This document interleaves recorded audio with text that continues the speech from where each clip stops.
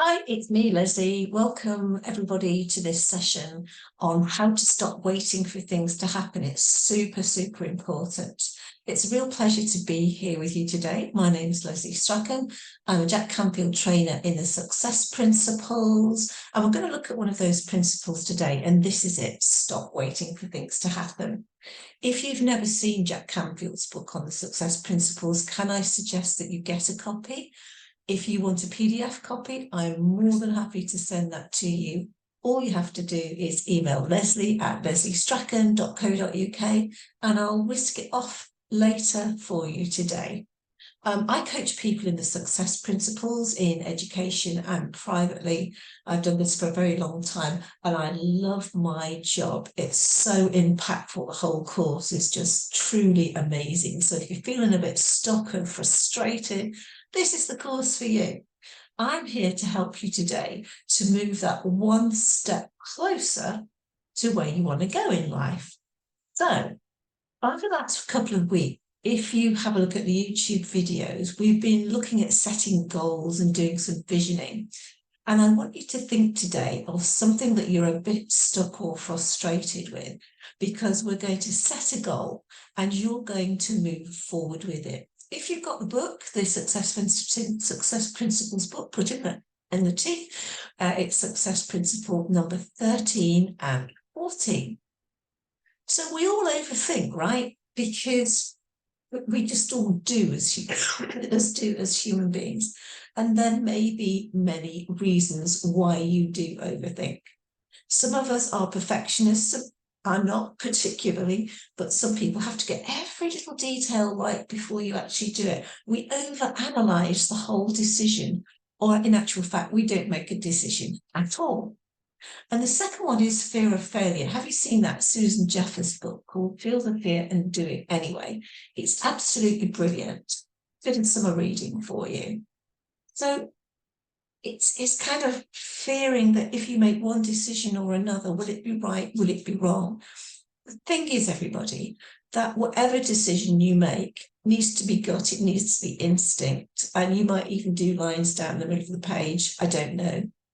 But please don't not move forward. That's double negative there. Or it could be simply a lack of confidence. We feel doubtful. We have imposter syndrome. We feel uncertain. We feel out of control. But not making a decision is actually worse than making the wrong decision, because you have to make decisions at the end of the day. I make them fast and furious. Doesn't make it right, but it works for me.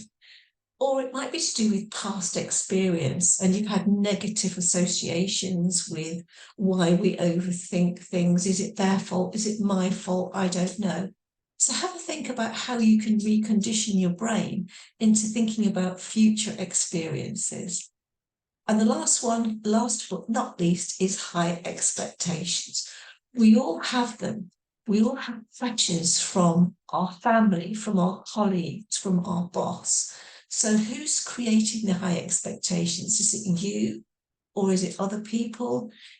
It leaves us having a mental burden of actually overthinking. So is this you? It's me some of the time, but you may be able to associate with this or the other reasons why you overthink. So let's look at 7 simple steps which you can use to reduce your overthinking. What I'd like you to do is actually make a mental note of it. What I want you to do is recognize the pattern, become aware when you're overthinking. Are you walking about all day going, oh, should I do this? Oh, should I do that? And it triggers to this overthinking situation in which you find yourself. Or you could set a time limit for your decision making. Give yourself a specific amount of time, a day, a week, a month, a year. It doesn't really matter. But make a decision and be comfortable and happy with it. Or you could challenge your thoughts. When you catch yourself doing it, think, no, I'm not going to do that. I'm not going to overthink this. Look at the fact behind the decision. Look at the emotion behind the decision. Which is stronger? I'd probably go for factual, but you might not. Is it irrational what you're thinking? Oh, everybody hates me. Oh, I'm doing my job wrong. Oh, if they find out that I'm doing my job wrong, it'll be awful. There's always ways around this thing. So let's challenge those thoughts straight away. You could practice mindfulness. I'm going to tell you right now that I'm not very good at it, but I have started to practice it over the last 10 years because it calms the mind. You can't overthink when you're concentrating on your breathing in and your breathing out. Go somewhere like the picture on the right-hand side of that slide. Take a coffee with you or something. Sit, read a book, do something else so that you can actually practice just being a little bit calmer. Count the leaves on the trees, count the leaves on the floor, count the stones on the pavement. It doesn't really matter. I want you to practice thinking about something completely different that's not to do with the subject that you're talking about. And the other one is to distract yourself. Go take some exercise. Go for a walk at lunchtime after you finish watching this video. Do some exercise. Do some ironing. Do whatever you want to do to distract yourself from thinking about it. I practice a lot of historical dance. I do Regency, the Bridgerton stuff, and a lot of Baroque. If you study music as well, you can't overthink when you're practicing something. Playing tennis, for me, it's dancing. I have to focus on the steps. I have to focus on my partner. I have to focus on the music. I have to focus on not going wrong. I don't have time to overthink about other things that are happening in my life.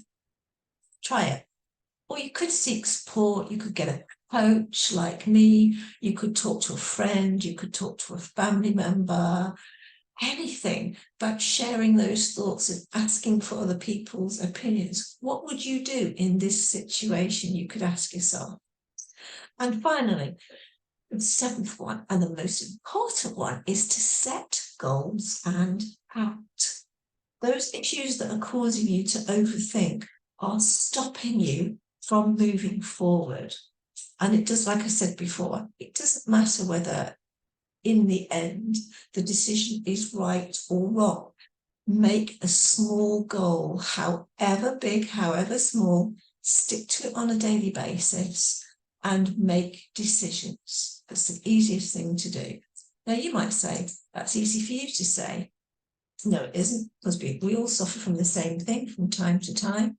We all are human beings and we're all affected by our emotions.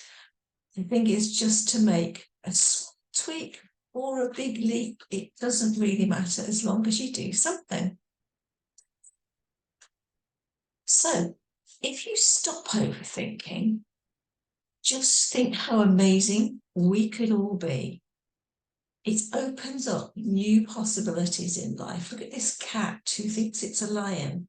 We have lots of animals in the animal world who actually do that mirror image and they sort of go, arr. It's a small cat, but it starts thinking big. So think of the possibilities that if I stop overthinking, what might the possibilities be for me? And I'll give you an example. Recently, I undertook some training, some business coach training, and some of the stuff they were asking me to do was slightly scary. And I thought, if I don't do that, the new business and the new possibilities that might come out of that might be absolutely amazing. And guess what? It was. Just feel that fear, move forward, do something every day that moves you forward. 5 things a week, Monday, Tuesday, Wednesday, Thursday, Friday, because those habits and the change of habits will be amazing for you. And therefore that leads to a creative and positive mindset shift, that the possibilities of I can't possibly do that to practicing it on a daily basis means that you could possibly do it. And as you get practiced more and your mindset shifts, actually, I can do this. This is actually quite good. So keep doing it in spite of some of those days when you really don't want to do it. Just get on and do it. You can also have a difference in accepting the imperfect outcomes and situations. Life is never, never perfect. Just accept it and move on, which will lead you then onto a huge amount of potential growth if you want it. And also stepping out of your comfort zone, which is the most important thing if you want to grow as an individual and actually stop some of the negative behaviors that happen in your life. So moving on, let's take some action and lean into your, this is success principle number 15. So what goal would you like to work on today? Do you want to have a look at the reasons why you overthink? Look at one way to reduce that overthinking and focus on something positive. And what I want you to do is go into the YouTube channel, go on my LinkedIn channel for Leslie Strachan, and tell me what you're going to do differently, because I want to see you grow and develop. Okay, so let's have a look and see what else we can do together.